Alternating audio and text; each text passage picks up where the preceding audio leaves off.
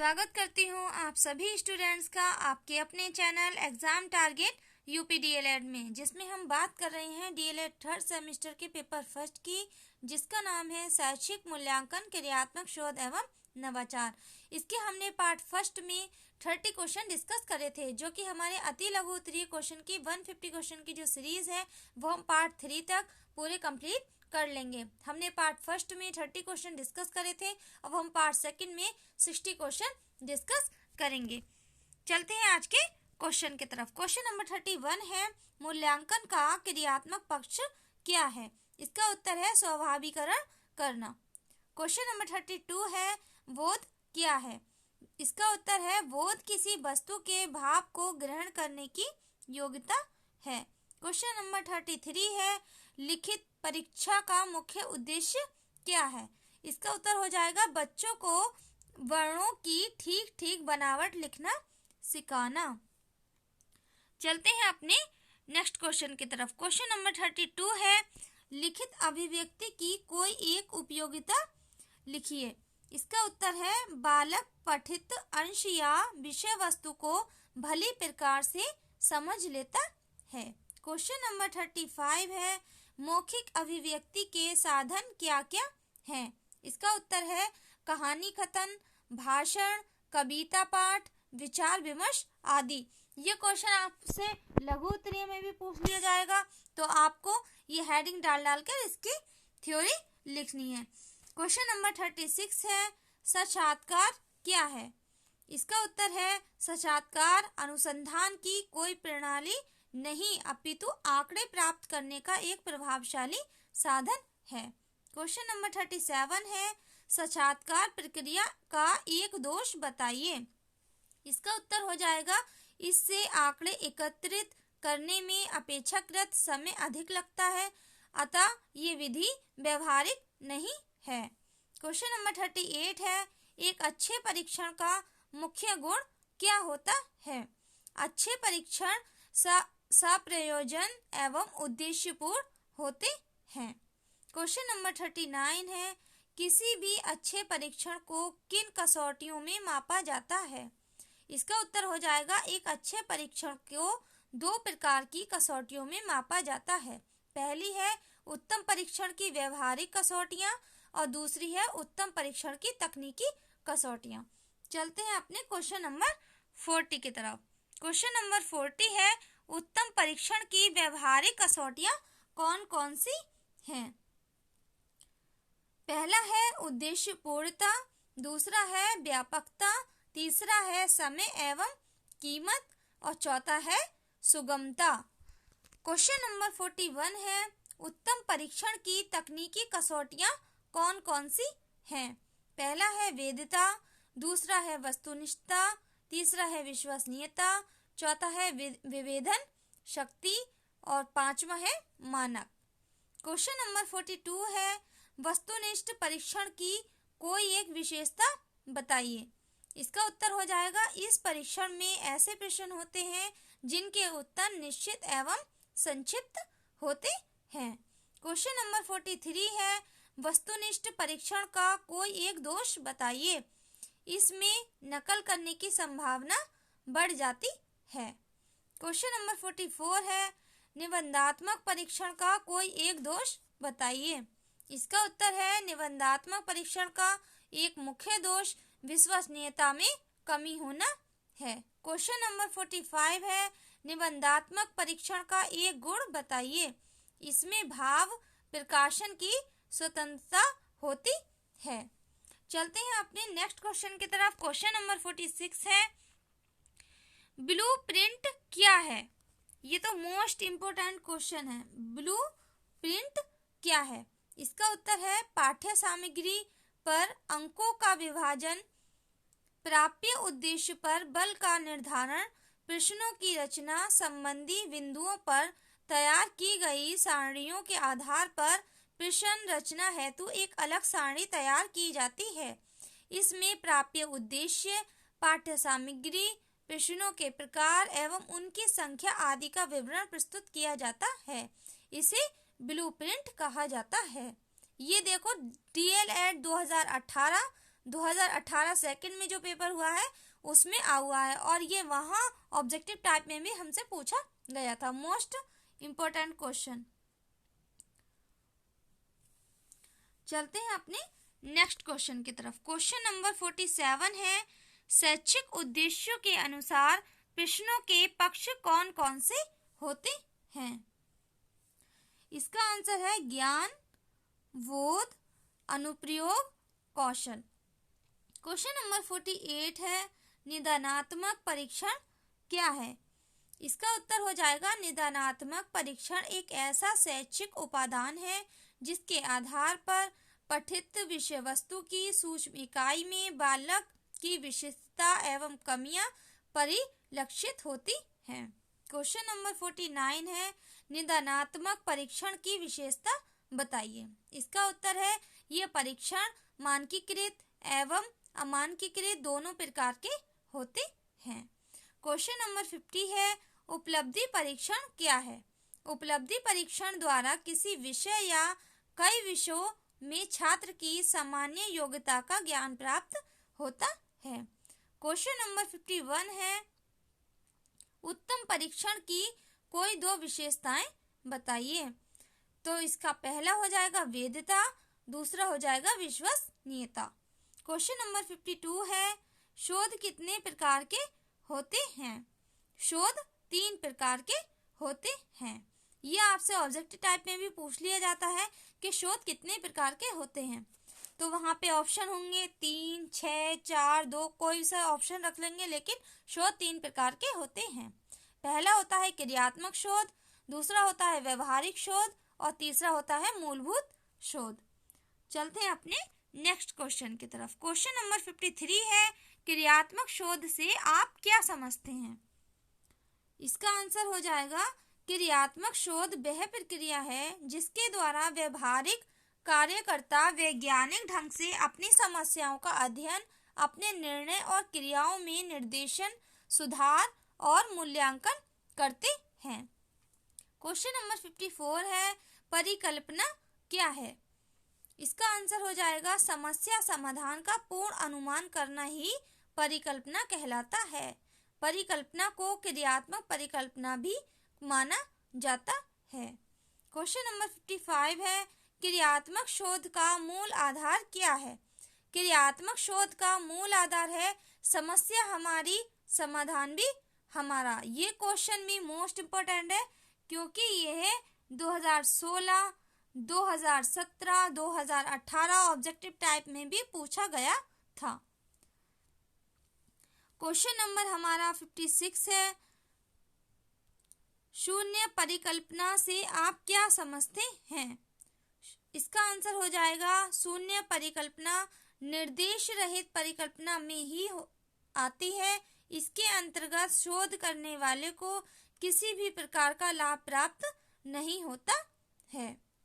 Question number 57 है, सकारात्मक परिकल्पना से आप क्या समझते हैं? इसका आंसर हो जाएगा इसमें परिकल्पना का कथन सकारात्मक होता है। क्वेश्चन नंबर 58 है, नकारात्मक परिकल्पना क्या है? इसका उत्तर हो जाएगा इसमें परिकल्पना का कथन नकारात्मक होता है। चलते हैं अपने नेक्स्ट क्वेश्चन की तरफ। क्वेश्चन नंबर 59 है, क्रियात्मक अनुसंधान के दो उद्देश्य लिखिए। पहला है व्यक्तियों के व्यवहार में परिवर्तन लाना, दूसरा है परिवर्तनों के विरोध की शक्ति कम कर देना। चलते हैं अपने नेक्स्ट क्वेश्चन की तरफ। क्वेश्चन नंबर 60 है, क्रियात्मक अनुसंधान के कोई दो लाभ बताइए। इसका उत्तर है स्थानीय तात्कालिक समस्याओं का तुरंत अध्ययन, दूसरा है समस्या के मूल्यांकन में सहायक। क्वेश्चन नंबर 61 है, शिक्षा में क्रियात्मक अनुसंधान का महत्व क्यों है? इसका उत्तर हो जाएगा क्रियात्मक अनुसंधान के द्वारा शिक्षकों, प्रधानाचार्यों, प्रबंधकों एवं निरीक्षकों आदि में वैज्ञानिक दृष्टिकोण का विकास होता है। क्वेश्चन नंबर 62 है, अच्छा प्रश्न पत्र बनाने की प्रमुख विधियां कौन कौन सी हैं? प्रमुख विधियां कौन कौन सी हैं? इसका उत्तर हो जाएगा नमूना तैयार करना, दूसरा है ब्लूप्रिंट बनाना, तीसरा है प्रश्न बनाना, चौथा है प्रश्नों के क्रम से प्रश्न पत्र का विश्लेषण करना। क्वेश्चन नंबर 63 है व्यवहारिकता से क्या आशय है। इसका उत्तर हो जाएगा व्यवहारिकता से आशय यह है कि परीक्षा का प्रयोग सरलता से किया जा सके तथा परीक्षा का मूल्यांकन भी सरलता से हो सके। क्वेश्चन नंबर 64 है क्रियात्मक परिकल्पना क्या है। इसका उत्तर हो जाएगा क्रियात्मक परिकल्पना क्रियात्मक शोध का एक मुख्य चरण है। चलते हैं नेक्स्ट क्वेश्चन की तरफ। क्वेश्चन नंबर 65 है निर्देशित परिकल्पना क्या है। इसका उत्तर हो जाएगा जब शोधकर्ता को परिकल्पना द्वारा उचित दिशा प्राप्त होती है तो उसे निर्देशित परिकल्पना कहते हैं। क्वेश्चन नंबर 66 है निर्देशित परिकल्पना कितने प्रकार की होती है। इसका उत्तर है निर्देशित परिकल्पना दो प्रकार की होती है। पहला है सकारात्मक, दूसरा है नकारात्मक। इस क्वेश्चन नंबर 67 है क्रियात्मक शोध के कितने चरण होते हैं। यह भी क्वेश्चन मोस्ट इम्पोर्टेंट है क्योंकि ये 2016, 2017, 2018 ऑब्जेक्टिव टाइप में वहां पूछा गया था। क्रियात्मक शोध के कितने चरण होते हैं। इसके 6 चरण होते हैं। क्वेश्चन नंबर 68 है प्रश्न कितने प्रकार के होते हैं। प्रश्न 4 प्रकार के होते हैं। पहला है वस्तुनिष्ठ प्रश्न, दूसरा है अति लघु प्रश्न, तीसरा है लघु प्रश्न और चौथा है दीर्घ प्रश्न। क्वेश्चन नंबर 69 है विश्वसनीयता से आपका क्या आशय है। इसका उत्तर हो जाएगा विश्वसनीयता से तात्पर्य ऐसे परीक्षण से है जिसमें बार बार प्रयोग करने पर एक जैसा परिणाम प्राप्त हो। चलते हैं अपने नेक्स्ट क्वेश्चन की तरफ। क्वेश्चन नंबर 70 है शिक्षण अधिगम तथा मूल्यांकन में संबंध को स्पष्ट करें। इसका उत्तर हो जाएगा शिक्षण के द्वारा अधिगम सीखने सिखाने की प्रक्रिया पूर्ण होती है। जब अधिगम की प्रक्रिया पूर्ण हो जाती है तब अधिगम स्तर की जांच अर्थात मूल्यांकन किया जाता है। इस प्रकार स्पष्ट है कि शिक्षण अधिगम तथा मूल्यांकन एक दूसरे से संबंधित हैं। चलते हैं नेक्स्ट क्वेश्चन की तरफ। क्वेश्चन नंबर 71 है मूल्यांकन को परिभाषित कीजिए। यहाँ से हमारे 2016 और ये क्वेश्चन हमारा 2016, 2018 सेकंड में भी हुआ क्वेश्चन है। क्वेश्चन नंबर 71 है मूल्यांकन को परिभाषित कीजिए। इसका उत्तर हो जाएगा मूल्यांकन वह प्रक्रिया है जिसके द्वारा शिक्षक एवं छात्र यह निर्णय करते हैं कि शिक्षण लक्ष्य को प्राप्त किया जा रहा है या नहीं। क्वेश्चन नंबर 72 है शैक्षिक मापन का क्या अर्थ है। यह भी 2016 में हुआ क्वेश्चन है। इसका उत्तर हो जाएगा मापन मूल्यांकन का वह भाग है जो बालक की शैक्षिक योग्यता को प्रतिशत मात्रा अंकों में प्रदर्शित करता है। क्वेश्चन नंबर 73 है परीक्षण से आप क्या समझते हैं। इसका उत्तर हो जाएगा किसी व्यक्ति के व्यवहार का अध्ययन करने की प्रक्रिया ही परीक्षण है। क्वेश्चन नंबर 74 है मूल्यांकन के 2 प्रमुख पक्षों का उल्लेख कीजिए। इसका उत्तर है ज्ञानात्मक तथा भावात्मक पक्ष। क्वेश्चन नंबर 75 है व्यापक मूल्यांकन की आवश्यकता क्यों है। इसका उत्तर हो जाएगा बालक के अधिगम को प्रभावित करने वाले प्रत्येक कारक के मूल्यांकन के लिए ही व्यापक मूल्यांकन आवश्यक है। चलते हैं अपने नेक्स्ट क्वेश्चन की तरफ। क्वेश्चन नंबर 76 है मूल्यांकन के 2 प्रमुख प्रकार बताइए। इसका आंसर है रचनात्मक एवं योगात्मक।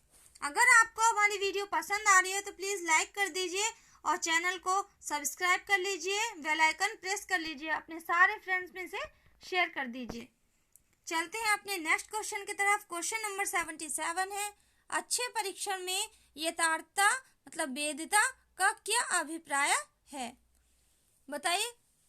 इसका आंसर हो जाएगा अच्छे परीक्षण में वैधता से अभिप्राय है कि परीक्षण कितना सत्यता से किसी का मापन करता है जिस मापन के उद्देश्य के लिए उसे तैयार किया जाता है। क्वेश्चन नंबर 78 है, प्रश्न करने का मुख्य उद्देश्य क्या है? इसका उत्तर है, प्रश्न करने का उद्देश्य यह है कि बालक के ज्ञान के स्तर का पता लगता है, बालक परिस्थिति अनुसार शब्दों का प्रयोग करना सीखता है। क्वेश्चन नंबर 79 है, अच्छे प्रश्नों की दो प्रमुख विशेषताएं बताइए। प्रश्न स्पष्ट भाषा में होने चाहिए, प्रश्न ना ज्यादा सरल ना ही कठिन होने चाहिए, प्रश्न स्तर के आधार पर होने चाहिए। क्वेश्चन नंबर 80 है, शैक्षिक उद्देश्यों के अनुसार प्रश्नों के दो प्रमुख प्रकार बताइए। इसका उत्तर हो जाएगा वस्तुनिष्ठ प्रश्न तथा निबंधात्मक प्रश्न। चलते हैं अपने नेक्स्ट क्वेश्चन की तरफ। क्वेश्चन नंबर 81 है, क्रियात्मक शोध को परिभाषित कीजिए। इसका आंसर हो जाएगा, कार्य क्षेत्र से संबंधित समस्या के कारणों को जानने व समाधान हेतु किया जाने वाला शोध क्रियात्मक शोध है। क्वेश्चन नंबर 82 है, शिक्षा के क्षेत्र में क्रियात्मक शोध की क्या आवश्यकता है? इसका उत्तर हो जाएगा, शिक्षा के क्षेत्र में कम समय में अपनी सभी समस्याओं का समाधान खोजना क्रियात्मक शोध से ही संभव है। चलते हैं अपने नेक्स्ट क्वेश्चन की तरफ। क्वेश्चन नंबर 83 है, क्रियात्मक शोध के दो प्रमुख उपकरणों का उल्लेख कीजिए। इसका आंसर हो जाएगा, साक्षात्कार द्वारा, प्रश्नोत्तर द्वारा, अवलोकन द्वारा। क्वेश्चन नंबर 84 है, क्रियात्मक शोध में परिकल्पना क्या अर्थ है? परिकल्पना का क्या अर्थ है? इसका आंसर हो जाएगा, परिकल्पना से तात्पर्य उन क्रिया विधियों से है जिनके द्वारा समस्या को समाप्त करने के लिए प्रयत्न किया जाता है। क्वेश्चन नंबर 85 है, शिक्षा में नवाचार से क्या अभिप्राय है? इसका उत्तर है, नवाचार वह परिवर्तन है जो पूर्ण स्थिति विधियों में नवीनता का संचार करे। क्वेश्चन नंबर 86 है, मूल्यांकन का लक्ष्य स्पष्ट कीजिए। इसका उत्तर हो जाएगा, मूल्यांकन का लक्ष्य पृष्ठपोषण, अभिप्रेरणा, अधिगम में वृद्धि, शिक्षण की गुणवत्ता बढ़ाना, वर्गीकरण, चयन, निर्देशन में सहायता देना आदि है। क्वेश्चन नंबर 87 है, मूल्यांकन के भावात्मक पक्ष को बताइए।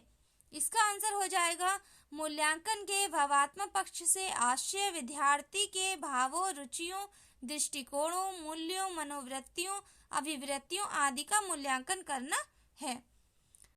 क्वेश्चन नंबर 88 है, मूल्यांकन के अंतर्गत संज्ञान सहगामी पक्ष से आपका क्या तात्पर्य है? इसका उत्तर है, मूल्यांकन के संज्ञानात्मक पक्ष के पश्चात भावात्मक तथा कौशलात्मक एवं व्यवहारात्मक पक्ष आता है, जिसे संज्ञान सहगामी पक्ष कहा जाता है। क्वेश्चन नंबर 89 है, मूल्यांकन में युग्म मूल्यांकन को स्पष्ट कीजिए। युग्म मूल्यांकन छात्र छात्राएं परस्पर एक दूसरे का सफलतापूर्वक मूल्यांकन कर सकते हैं। क्वेश्चन नंबर 90 है, जो कि आज की हमारी वीडियो का लास्ट क्वेश्चन है, सतत मूल्यांकन का आशय बताइए।